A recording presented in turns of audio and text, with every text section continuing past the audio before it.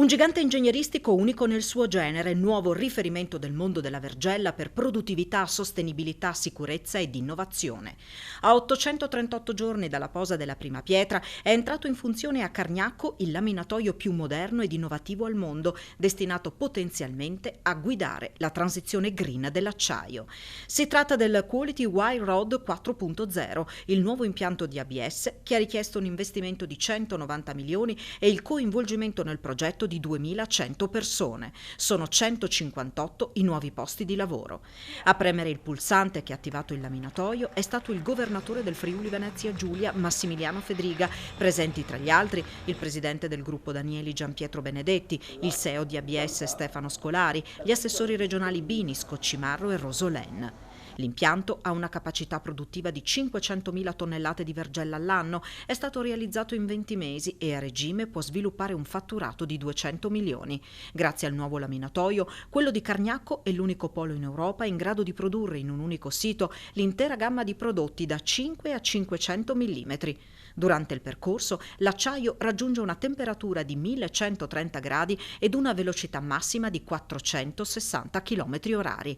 Le caratteristiche dell'impianto consentono di personalizzare le proprietà meccaniche del prodotto finito.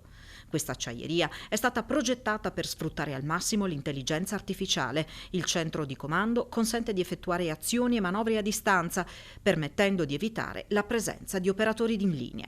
Il gruppo Danieli si pone alla guida della transizione green dell'acciaio, una siderurgia a basso impatto e a bassissime emissioni. L'impianto è alimentato da un forno a gas, brevettato Danieli, capace di ridurre i consumi, abbattere le emissioni e dimezzare gli scarti dovuti al riscaldamento del materiale. Il prossimo obiettivo è quello di incrementare la produzione.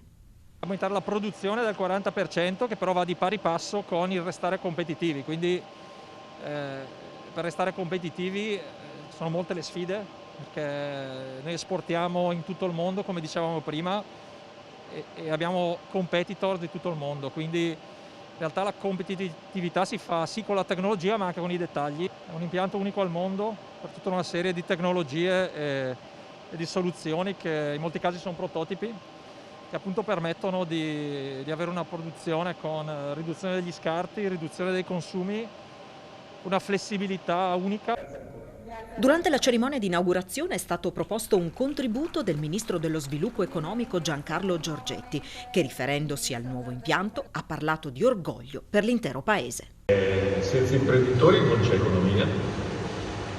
Lo Stato deve fare quello che deve fare, regolare, indirizzare e rispettare chi in qualche modo ci mette del suo, che con coraggio investe nel futuro, accetta le sfide e come avete fatto voi, come ha fatto ABS, un investimento di questo tipo in un periodo come questo, in un settore che ovviamente accetta le nuove sfide anche poste dalla transizione ecologica, è un orgoglio non soltanto per voi ma anche per il Paese. Noi come Danieli eravamo partiti 30 anni fa, eravamo la Cenerentola, anche noi, non solo l'ABS, su circa un 40 costruttori mondiali di impianti. Adesso siamo sui primi tre, dentro i primi tre, forse siamo secondi.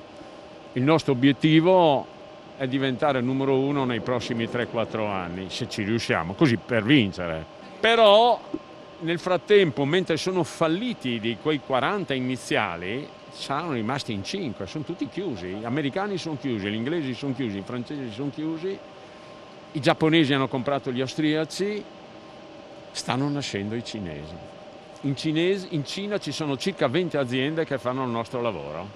Quindi con la nostra azienda in Cina il nostro obiettivo difficilissimo è competere nei costi con i concorrenti cinesi e non ci riusciamo ancora, però questo è l'obiettivo, altrimenti sarà dura. Primo semestre in termini di ordine fatturato leggermente meglio dell'anno passato, perché stiamo facendo la metamorfosi 3. Cioè abbiamo messo in discussione i nostri costi, la nostra competitività, il nostro modo di operare, la nostra lentezza, la manovra, tutte quelle robe che ti uccidono e stiamo ottenendo dei miglioramenti.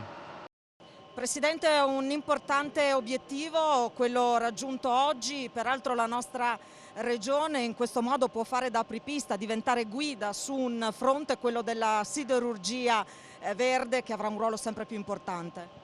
Sì, non solo sulla siderurgia, penso che questo impianto è un esempio sicuramente per il suo settore, ma l'utilizzo della ricerca dell'industria 4.0, l'utilizzo della sostenibilità per proprio tutto il processo produttivo e soprattutto la capacità di combinare questi due fattori con la competitività internazionale è un valore aggiunto che deve essere da guida per tutte le realtà di produzione. Penso adesso con la grande sfida del PNRR, penso che questo possa essere un esempio magnifico. Oltretutto voglio ricordare che in Friuli Venezia Giulia con questo impianto c'è il migliore impianto al mondo del settore. Il ministro Giorgetti ha parlato di orgoglio per l'intero paese rispetto a questo impianto. Io penso che sia un orgoglio europeo questo, se vogliamo guardare anche più ampio, non solo italiano e non solo ovviamente del Friuli Venezia Giulia.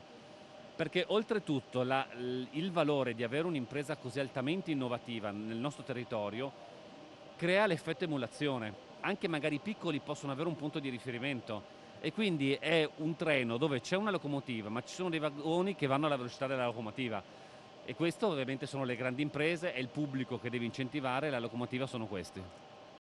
L'inaugurazione di questo impianto è stata anche occasione per ricordare il contributo che il gruppo dà in termini economici a questo territorio. E negli ultimi 5 anni il nostro gruppo, che è formato da quasi 9.000 persone, ha pagato una tassa IRAP pari a quasi 13 milioni di euro e se pensiamo che l'IRAP, la base imponibile IRAP, è formata dal fatturato meno costo del venduto, meno costo del personale, ma di attività esclusivamente svolte sul territorio italiano, pensiamo che delle 9.000 persone di Danieli il 50% solamente è in Italia, l'altro 50% è nel resto del mondo, allora capiamo che 13 milioni di euro per solo il 50% del nostro gruppo, come gettito IRAP alla nostra regione per il sostegno delle spese sanitarie, è un contributo davvero importante.